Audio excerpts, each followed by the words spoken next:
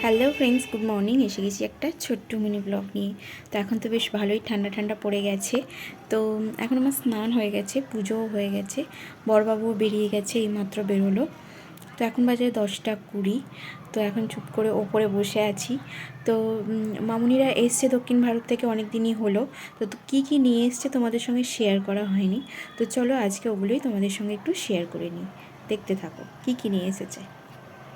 তোমাদের সবার প্রথমে দেখাই হচ্ছে এই বালাজি ঠাকুরটা। এটা মামুনি নিয়ে এসছে একদম মন্দিরের ওখান থেকে, ভীষণ সুন্দর হয়েছে। তারপর দেখাই হচ্ছে এই হারটা। এই হারটা মামুনি ওইখান থেকেই নিয়ে এসেছে, বাকি আরও অনেক হার নিয়ে এসেছে। তো এগুলো নর্মালি ঘরে পরার জন্য, আর এখানে দেখতে পাচ্ছ এগুলো টুকিটাকি দেওয়ার জন্য এগুলো নিয়ে এসেছে। আর ওখানে সেরকম কিছু ভালো পাওয়াই যায় না।